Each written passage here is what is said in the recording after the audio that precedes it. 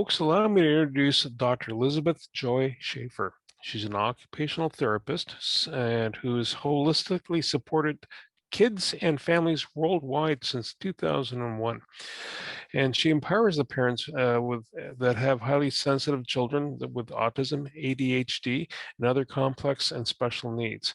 She does this by combining the traditional therapies of the Western and ancient Eastern health practices in a playful way to promote well-being. I love that. That's good. Elizabeth is very passionate about being the voice to those who are often not well understood. And in 2011, she got the Secretary of State Award for volunteerism for her project Empowering Through Knowledge and helping parents and their children in Northern Macedonia. So they can be better understood and supported. She supports caregivers around the world through her online courses and workshops. She's also currently in Estonia, in Tallinn, and that's where my father-in-law is from, actually. So that's kind of a small world factor there, or a bit of information. Elizabeth, over to you. Thank you so much, Bernie, and everyone. I'm very excited to be joining you guys. Yes, I'm in Ottawa, or I'm in Tallinn, Estonia right now. But before I moved here in August, I was living in Ottawa for 3 years and I loved it. I do miss the snow, believe it or not. I can't believe I'm saying this now, but sometimes when you leave something, you realize how much you appreciate it. But I really loved my time in Canada, in Ottawa. And now I'm here. My husband's foreign service, so we move every 3 years. And it's given me an opportunity. I've lived in 7 different countries in the last 15 years. So I've had an opportunity of meeting people around the world and using my skills as an occupational therapist where I can to help people. And my passion has always been working with children who are considered neurodiverse. And I didn't realize why I was attracted to working with children who, were considered neurodiverse, which are the children that technically have autism or ADHD or other diagnoses that impact the nervous system, because I realized later, after I was a clinician 10 years into practice teaching other people about children with autism and sensitivities, I realized, oh my gosh, I had these sensitivities when I was a kid. And so, life unfolds itself and I realized, okay, this is why I connect to my kids, because I understand them, because my nervous system is a little bit wired differently than other people. And now really my passion and goal is to really help people embrace their neurodiversities, see the strengths in their neurodiversities, but also understand their challenges and what they can do to help overcome or adapt to some of those challenges. And everyone has challenges. I mean, we're all human, right? Life isn't perfect. We all have those things that we may be challenged with or struggling with. And, I think as a world, when we look at that and realize everyone has their things that they're working through or, facing, whether it's mentally, physically, we all have those struggles. And I think when we have that empathetic view and realize that sometimes people may act differently than us and we're okay with that, I feel like the world would just be a happier place. And so why I wanted to come here today is to give another side of the voice of autism or ADHD, just to help people who aren't familiar with those 2 diagnoses, just a little bit more information about that. Because unfortunately, let's face it, autism is becoming very, very prevalent. When I started as a clinician back in 2000, I think it was 1 in 2,500 was the prevalence of children being diagnosed with autism. Now it's 1 in 58, and I think it's even lower. I think New Jersey is like 1 in 34. I mean, the statistics are just unbelievable. And so unfortunately, we're going to see more and more people that are considered neurodiverse. And we need to understand those people who do perceive the world differently, but I feel all of us are different, but perceive that are a little bit more sensitive than others. And so I just want to share a little bit of information with that. Now, I am also a clinician, so I'm an occupational therapist, which means I've worked providing therapy with children with various challenges, helping them to, let's say, kind of rebalance the nervous system through different activities and help them for motor skills, behavioral challenges, emotional regulation. So I work in that realm. But now I work with parents because I feel like there's plenty of opportunities for children to get support, but not enough opportunities for parents. And when parents are supported, they can better support their kids. And I know that because I wasn't supported for a little while, and I knew the struggles I was going through. And I knew what I needed. And now that I'm on the other side of that, I want to help parents through that so they don't have to have such a hard lesson that I had. And because I think what we don't understand is we are emotional beings, and our emotions, especially people that are highly sensitive, like children with autism or ADHD, they're going to pick up on our emotions. And as individuals, when we are calm, when we are happy, when we feel good, they're going to pick up on that. I mean, anyone's like that, right? If someone walks in the room and they've just had a really bad day, you know that without even them saying a word, because we can sense that. And our kids are the same way. So that's why I help parents now to be less stressed, to be more calm and centered, because there's a thing called co-regulation, where when one nervous system is calm and regulated, it helps the other nervous system to be that way. And if one nervous system isn't regulated, it can impact the other nervous system. So it's a two-way street. And so as parents, we can't always help our kids to regulate. If we help ourselves regulate, then we're indirectly helping them by not only mirroring how to self-regulate, but then also we're able to teach them and be that calm presence for them. So that is what I do now. But talking about highly sensitive people, and as a business or even a parent, anyone, you know, the more we understand the perspective of someone who's highly sensitive, so that could be someone with autism, even people with ADHD, I feel, are very sensitive to their environment.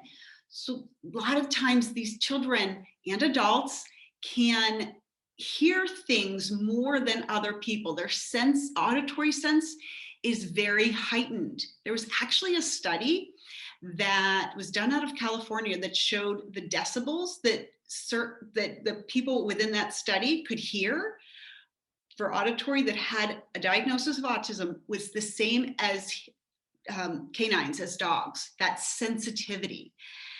And so imagine having that sensitivity to sound and being in a loud mall. That would be overwhelming to anyone. And I think when we understand that, and if we see someone having kind of a struggling moment and saying, or, you know, you walk by a child and they're having a meltdown in the mall, you know, be empathetic. Like, man, that poor kid is just overwhelmed. He's had it, you know. And I think when we know a little bit more of what the other side is and what these kids are going through or these adults are going through, we can better support them.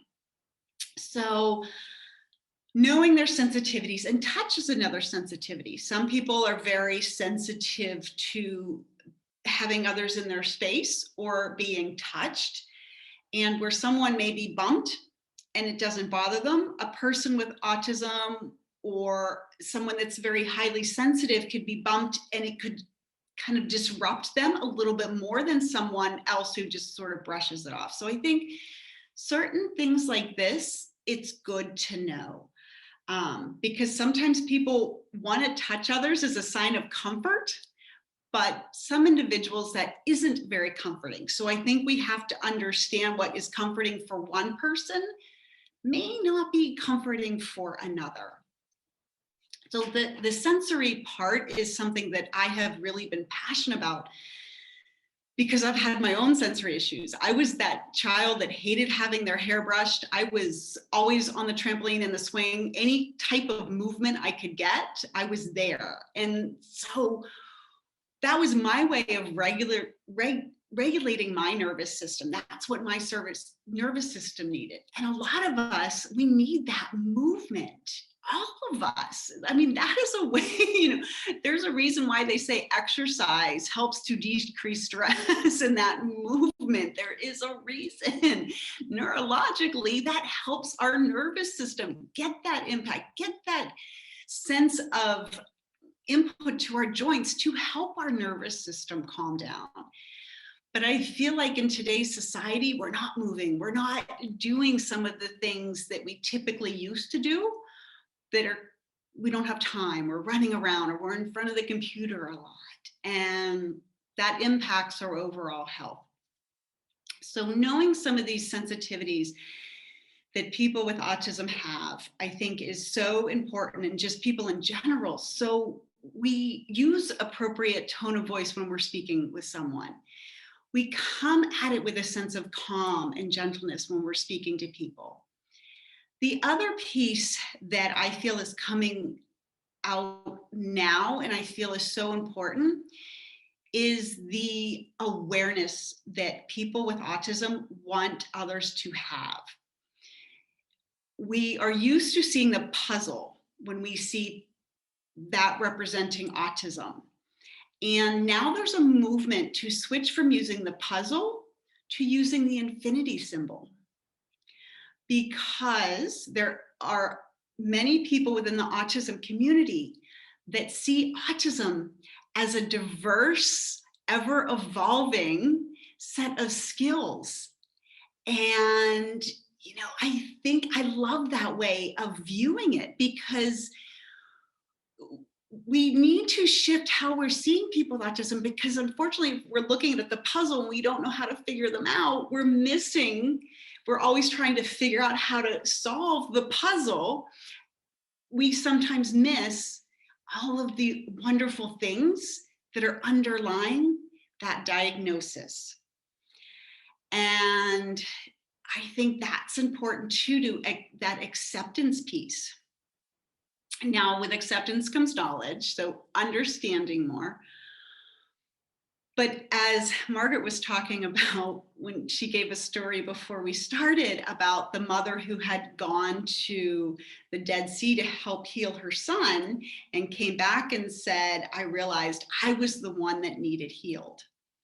And I think that's so profound, because sometimes that awareness of we're always trying to help other people, but just helping ourselves. And I think that's the wonderful thing about people in this world, is when we're helping someone, we always should look at what in ourselves needs helped, that's mirroring in what we see.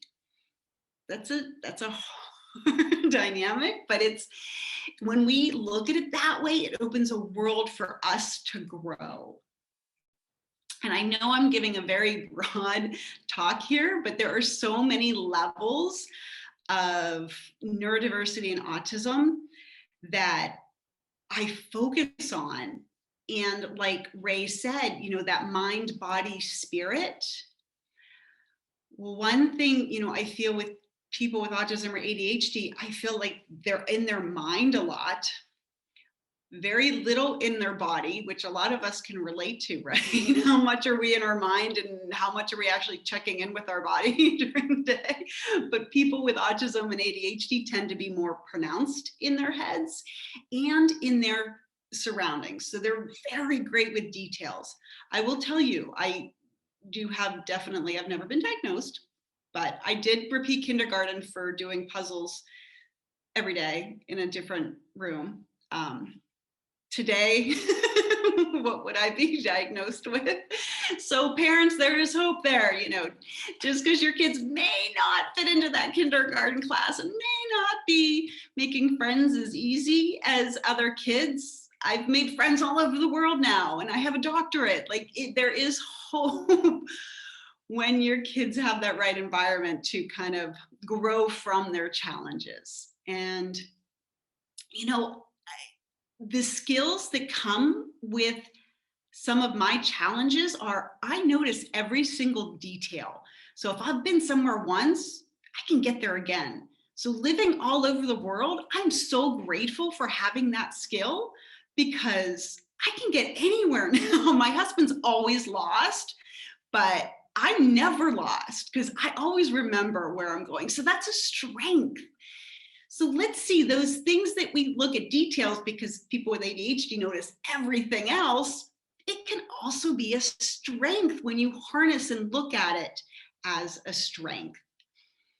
Now, I definitely have some challenges, and our kids, you know, when we're in our heads and not in our bodies, we can burn out very easily. And I think that's one of the challenges I want people to know about is people with nervous systems that are very sensitive, if they are not checking in with themselves and monitoring how much they are in that rest and digest state, and they're always in that fight or flight going state, they're going to burn out, just like everyone else who doesn't, you know, have that balance. But people with sensitive nervous systems are more prone to that.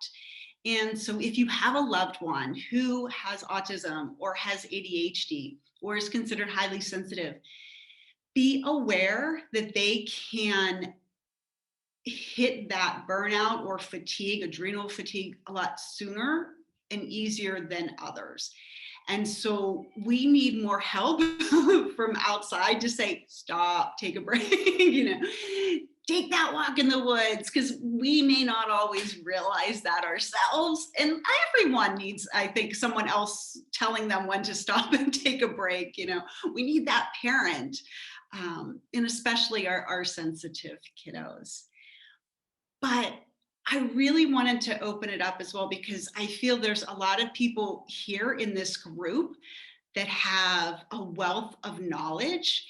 And I know Ray said he works with mental health, and that is something I think that is so important right now is mental health, because the mind, body, spirit, it's connected. And when your mental health is not being addressed, it's going to affect your body. It's going to affect an ailments. If you have some challenges that you have not addressed, or some anger or some grief, and you haven't dealt with that, that can surface in other parts of your body. Mental health is so important. If I could change one thing in society, it would be everyone is required to go through counseling, because I feel like all of us could really use that support, whether we know it or not, just to learn about ourselves, to learn about some of the things we may be carrying or some things that we could grow in. So maybe if Ray feels comfortable, he could turn his mic off, unmute. And I want to just have a little dialogue with Ray about the mental health, and especially now with COVID, how you've seen that impact, whether more people are coming to you with mental health challenges and needs for support. Well, and there's how no to help them. Yeah, there's no question about that. We're seeing such a rampant shift, and the problems are more systemic than anything else at this stage of the game. Is what's going on. The lockdowns are not a natural thing to be doing. All these separation, not being able to visit and hug people, and so on and so forth. So it's a serious issue. Also, there's obviously things like alcohol and drugs, the usage. There's domestic abuse happening in homes. There's a lot of things going on, and coming to your point that if there's anything you could change in the world, you said that we all should have counseling. I'm not sure I can agree with that. Okay. Because I personally believe that mental illness is systemic. It starts at many different levels. It's the way our societies have been built. I can date myself. I'm 73 now. And I grew up on a farm, an organic farm, before they were ever called that, in New Brunswick. During the 50s and 60s, we were all about community, people helping each other and doing all kinds of things together. So it was a whole different world. I saw a way of life that we've lost. And it's sad when we think about it. I mean, and of course, COVID, there's been quite a bit of positive come from the COVID experience as well, because it has brought us back to community and connecting with each other and so on in different ways. So it's challenging, but I firmly believe that a lot of good people out there, and like the work that you're doing. I do have a quick question though, in terms of, you didn't mention why do we have more autism now to the degree that you mentioned? I mean, that's a pretty dramatic shift. 1 in 2,500 down to 1 in 68 or 38 or whatever you mentioned there. How is this happening? If we all grew up on organic farms like you did, I don't think we would have this increase with the community. This is a topic that there are many different opinions on. And so I will give you my opinion. So I won't say this is the facts, but this is what I see, and this is my interpretation for the increase.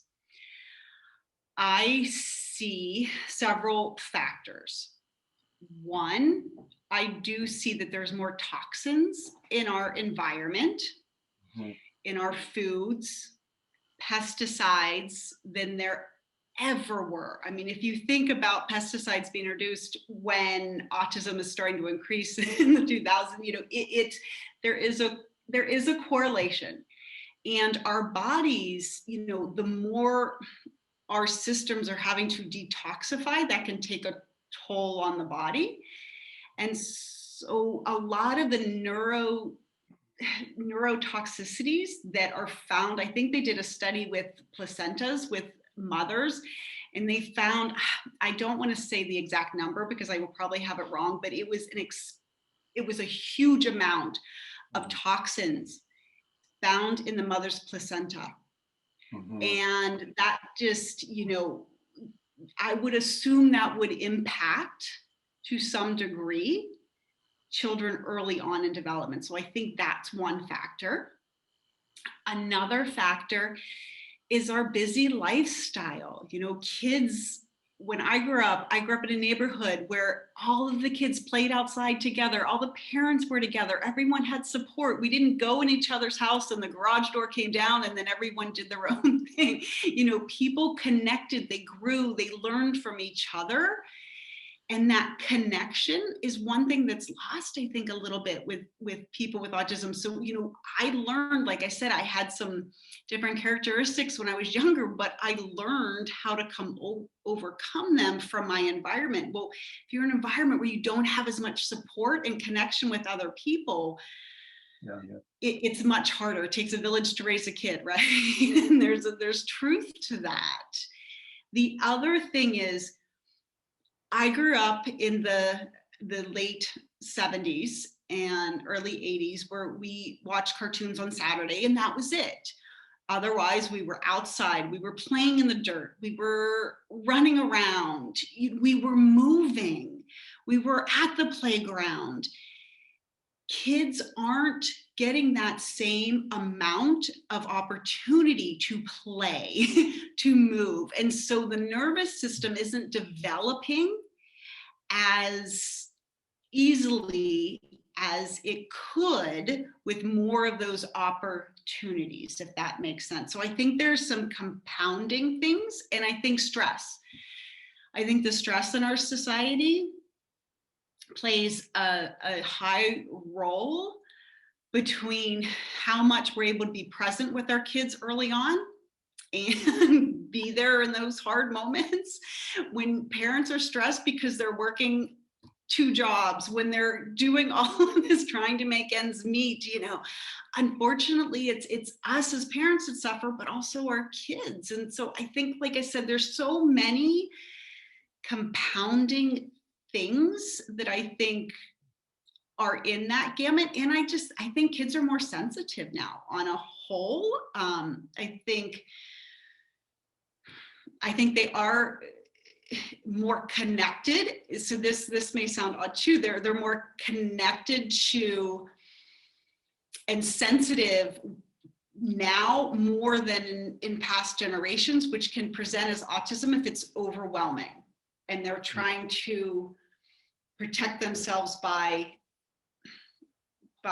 isolating because the world is so sensitive. Does that make sense? So it's, there's a lot of layers to it. Yeah, everything you said aligns with my thinking in terms of what's going on in our society, world. And just very briefly, I don't want to take up too much time here for everybody. But thanks to Bernie, he introduced me to a lady in Whistler, BC. Her name is Melissa Deely, and she operates a business called Your Guided Health Journey. And I did a 21-day detox, first time in my life. I've never done a detox before. So it was specifically a liver detox program. And I can tell you, if it didn't take 10 years of, well, if I could get rid of my COVID beard, I probably took 10 years off my life just by going through that program with her. And my father always said when I was a teenager growing up in the 60s, he often said that the end of the family farm is going to be the worst thing that will ever happen on the planet. And I can't disagree with that. So it's all of what you said, but certainly what we eat, the toxins. Yeah, there's a lot of it, a lot of problems out there. Yeah, I went through that. Mm-hmm. Yes, Margaret? Yeah, I'd just like to call because I agree. And I've actually been very, okay, I'm in between you guys. Anyways, back then, you know, they didn't really diagnose ADD the way, you know, or those things the way they do today, right? Number one. Number two, we got older. So you saw a lot of adults being diagnosed with autism or ADD because then it became more recognized, right? And it almost became like that. It was like a family word, like, you know, every second, it just seemed everybody was diagnosed. It was like, is that just an easy way to diagnose everybody that's a little hyperactive, you know? And, but I just like to say, you know what the one thing is you said a couple things. I love the fact we had a gentleman on talking about Asperger's, talking about this is, I really think that enlightens what you want to say is the normal average person to realize that maybe if we just took all these things from apparently ADD, autistic, and implemented them into everybody's lifestyle, what a great world we would be living in. If we knew when we got tired that the best thing was to take a nap, then we would just go do it and we wouldn't have to feel pressured. But we all push through things all the time, from grief, from things happening, like, you know, all because nobody wants to, I always say, be vulnerable and really share because we live in fear of we're going to be judged. So through my experience of the last 30 years living with my family has been manic, bipolar, suicide, autism, like I've been part of it. I just like I'm always that third party and I'm going, I'm so blessed that you're here sharing this because I think the more we talk about it, the more it actually creates the conversations to help everybody. So I just wanted to say that. Thanks for doing that. And Chris has something to say. So go ahead, Chris. Yeah, so many things. Yeah, so couple of things. So I agree with it, all that you've said, Elizabeth, around the, you know, what are the impacting factors, and you know, another one is all the electromagnetic energy that is around it, and especially for children. I mean, they're growing up with phones and electronics and sleeping with them, and you know, one of the best things that I have done in the last year is to move my phone out of the bedroom at night and have it in a separate room, and really improved my sleep. And now we're looking at 5G, and you know, and huge impacts through that. And I also want to just comment about working with parents, because well, as a parent of a neurodivergent child too, I many times forgot to put on my own oxygen mask before being in a position to co-regulate and be a better model for my child. And I hear that so often. I was just on a call yesterday with parents of a young child, and I could see that the parents were struggling, and so talked about everything to do with the child, and then said, and how are you doing? And it was like, oh, then the tears start to flow, and that just trying to mask all that and help their child. But it's a family dynamic that has to come into play, for sure.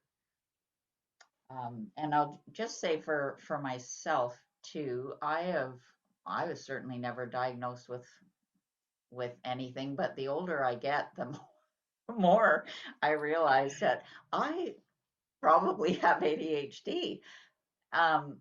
And it's been very illuminating and very helpful for my wife too, in terms of, I can hyper focus, and if I'm focused on something, she can be saying something and I am on another planet.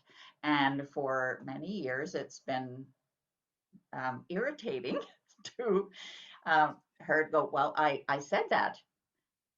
And literally, I cannot hear.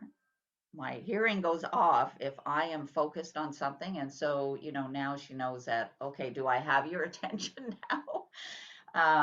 And it makes it so much easier. Have I been able to, like you say, have I been able to function and do well in my life? Yes, but having just more knowledge about what works for me and what doesn't has been very, very helpful for me and for the people that I live with and interact with. So. Thank you, Chris. And I think we all pick our professions for a reason. Now you pick going into the realm of biofeedback and neurofeedback. You knew your nervous system needed calmed, and you were searching for those tools, just like me. I think I've tried everything under the sun. It helps to try it out for my kids, but I needed it just as much as them. But it is. Thank you, because you illustrate that point of that knowing when we need that support and knowing our needs and being aware of that. And I do agree. And like Margaret said too, more and more adults getting diagnosed. It's amazing how many more people, I think, especially now in COVID, because they're coming to light, they're not so busy, so they're noticing some things they may have not noticed before. And especially spouses may have been noticing things that were irritating before and now are really irritating. And we're helping them to understand them better. I think having that, and Margaret said that vulnerability, having that vulnerability of saying, we're not perfect. And yes, I struggle with this and it's okay. And then searching for, everyone's different. And so what may help one person may be different than what would help another person, but searching for that thing that's going to help you to feel calm and regulated. I was doing a presentation about stress, and how, the definition is, being out of homeostasis. And I'm like, what is homeostasis anymore? I mean, do we even have like a balanced, normal homeostasis? I don't think so.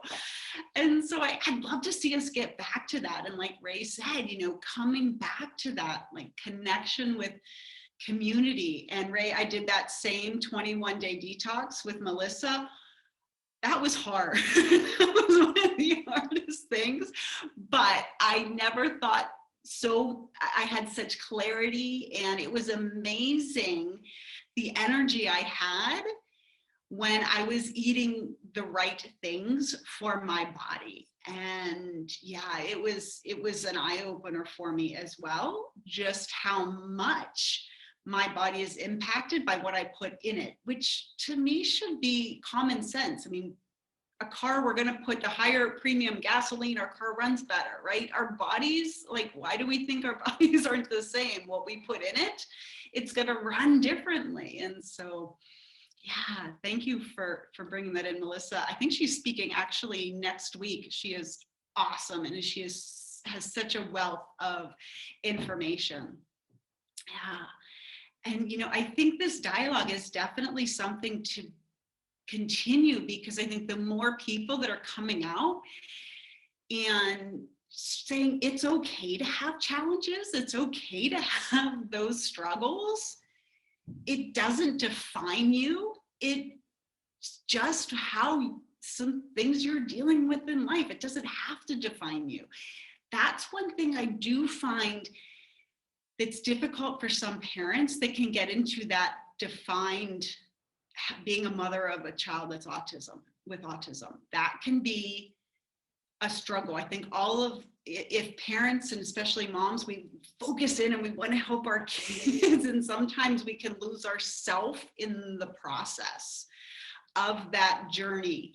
And that's another thing that I really touch upon and bring back, is helping parents to come back to themselves. The course that I do now for parents, there's 3 levels. The first is restore, because if we're depleted and we're coming from an empty bucket, we are not good to anyone. And so we need to find those ways to restore. And so that comes from awareness of what's draining us. Like Chris said, being that aware of some of the challenges and what you need to be filled back up. So awareness, and awareness of our minds, how our minds play a role. Ray said mental health. Our minds, with unchecked thoughts, can really impact our way of life and our beliefs and how we feel. And then the energy, what goes in our body, what are we doing to help have that? So that restoration is the first part, but the second is reconnecting to our kids and reconnecting to ourselves. Those 2 things I feel are so important in life, because when kids have autism or ADHD, sometimes it's hard, especially kids with autism.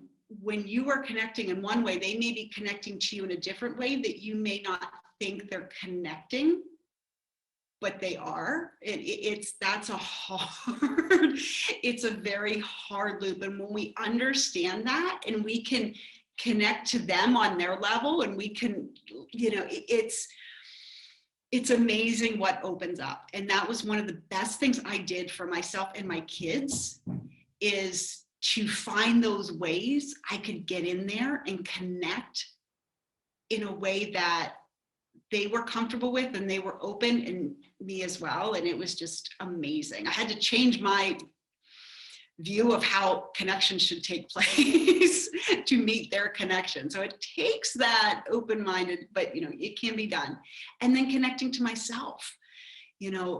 I'm a stronger, happier mom. And when I'm happy, my kids are happy. Like, I think it's so important for us to be happy, because when they have their meltdown, I can deal with it because I'm in a better state. When they're having a meltdown and I haven't taken care of myself, it's not a pretty sight in this house. So it is so important. So that reconnecting to the self. And then the last step is that reinvent, like, what do we want to be as a parent? you know, I think sometimes we get just putting out fires and going to into those roles. And I hit a phase where everything coming out of my mouth was, my kid had to do this or do that. Or like, oh my God, if someone was talking to me like this, I would hate to be around them.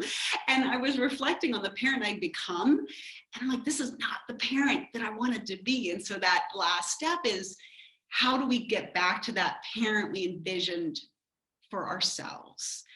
And so that's the journey that I have started now. And when I work with parents, because I feel those 3 levels and those 3 areas, that reconnection, being what we want to be, fulfilling the role we want to fill as a parent and as a person, and then that restoration, or something that I feel right now, especially in our society, that we could use support in. Margaret?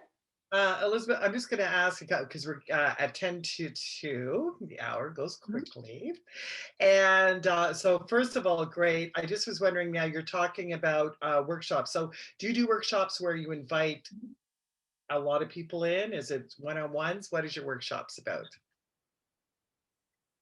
So I have dabbled in many different ways of doing my workshops, because I love live and I love connection, but not everyone can do that. And so, you know, I want everyone to just take a weekend off and let's all get together and let's just be and let's work through these, but that's not the life we live in. And so I have restructured it to where the core content of what I'm sharing, the core principles and the information and some of the awareness work, is online, where you go to self-pace.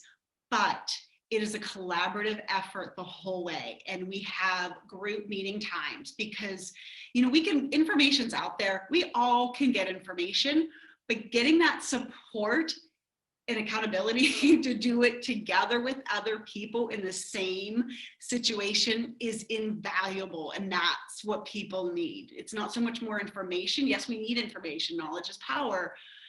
But we also need that support through the changes, because changes, you know, it's not always easy. And when you have that support, it's so much easier. So it's a combination of courses, pre-recorded courses, but also live lectures, connection, Q&As. Yeah.